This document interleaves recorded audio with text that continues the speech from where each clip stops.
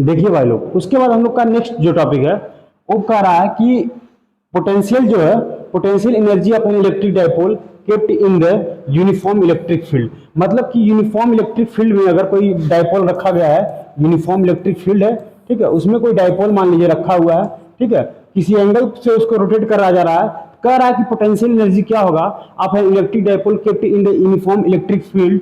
तो potential energy क्या होगा? पोटेंशियल एनर्जी जो होगा बाबू वो होगा, it is the work done होगा to rotate it from the perpendicular position to it current angle. मतलब परपेंडिकुलर पोजीशन से करंट एंगल पे जो ले जाने के लिए जो वर्क डन होगा ना, वही जो होगा जो है उसका पोटेंशियल एनर्जी। तो इसको यू इक्वल टू हम लोग क्या लिखेंगे? यू इक्वल टू लिखेंगे माइनस में पी वेक्टर पी डॉट यहाँ पे लिखेंगे और वेक्टर जो है ई लिखेंगे, ठीक है। ये क्या है? ये आपका डाइपोल मोमेंट है और ये क्या है? आपका जो है इलेक्ट्रिक फील्ड है, ठीक है। इसको हम लोग और लिख कैसे सकते हैं? इसको हम लिख सकते हैं minus P E cos theta, ठीक है। इसको हम लोग लिख कर सकते हैं minus P E cos theta, ठीक है। कॉस थीटा इसलिए कि जो है डॉट जो हटाएंगे तो लोग कॉस थीटा यहाँ पे लगाएंगे, ठीक है। वेक्टर जो है यहाँ पे जो है पी डॉट ई जो है इक्वल टू जो है minus P E cos theta हो जाएगा। यहाँ पे क्या है? डॉट वाला हम लोग जो है हटा दिए तो क्या हो गया? पी ई कॉस थीटा हो गया, ठीक है। अब देखिए पी क्या है? ये क्या है? आपका डाइपोल है, डाइपोल है जिसकी वैल्यू क्या होती है? पी इक्वल टू जो है 2a क्यू होगा, ठीक है। और इसके बाद ई क्या है? आपका magnitude of the electric current है, magnitude of the electric current बोल रहे हैं, इलेक्ट्रिक फील्ड है, मैग्नीट्यूड ऑफ द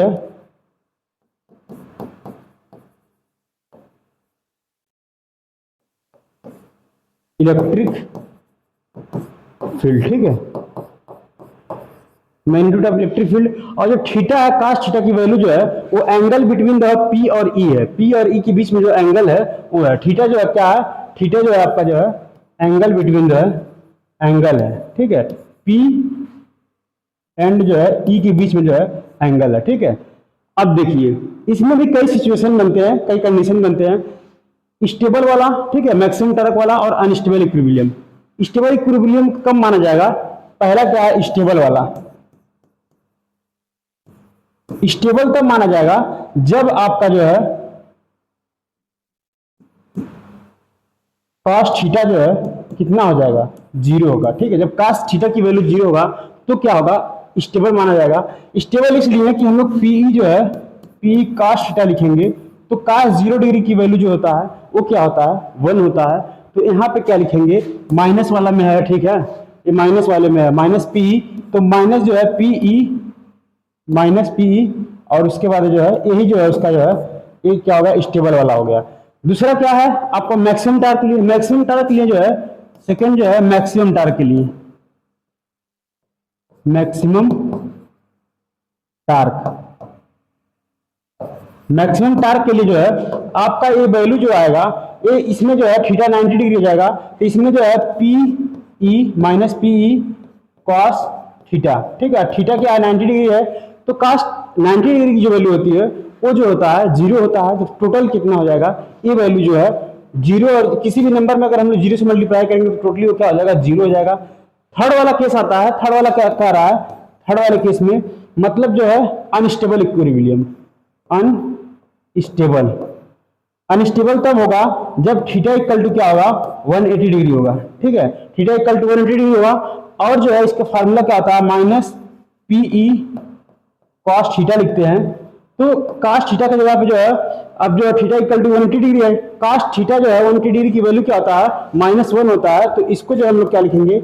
-1। यहाँ पे -1 पुट करेंगे तो माइनस माइनस प्लस हो जाएगा, तो टोटल क्या आ जाएगा? पॉजिटिव में पी और ई आ जाएगा, ठीक है। ये कंडीशन हमारा जो है बनता है, ठीक है, potential energy of an electric dipole kept in the uniform electric field, ठीक है। अब इसमें क्वेश्चन कैसे पूछता है इसको देखते हैं।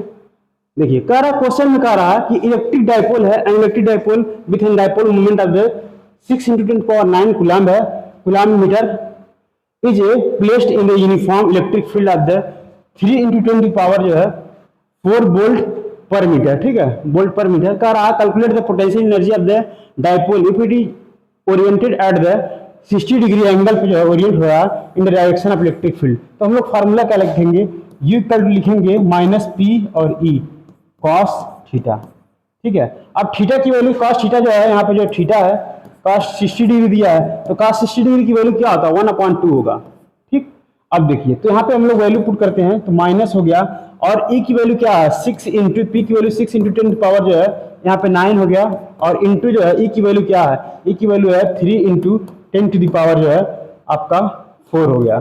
ठीक है, और थीटा की वैल्यू 1/2 हो गया, कॉस थीटा की वैल्यू 1/2 हो गया। तो इसको हम लोग सॉल्व करेंगे, ये आपका क्या हो जाएगा 18 हो जाएगा, और उसके बाद जो है यहाँ 4 यहाँ माइनस है तो माइनस 10 टू द पावर जो है माइनस 10 टू द पावर 5 हो जाएगा इंटू 1/2 हो जाएगा।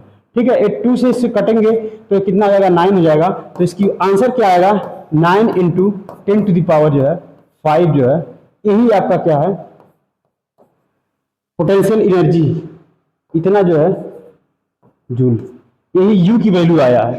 ठीक है, तो हम लोग क्या लिख सकते हैं यू इक्वल टू जो है ये आपका आया माइनस में आएगा भाई साहब, क्योंकि माइनस है ना, तो माइनस में 9 इंटू 10 टू द पावर जो है 5 जूल, यही जो है इसका फाइनल आंसर है। ठीक है, इसमें किसी को कोई दिक्कत परेशानी हो तो आप हमें कमेंट करके जरूर बताएं। ठीक है, चलते हैं हम लोग नेक्स्ट टॉपिक की तरफ। ठीक है।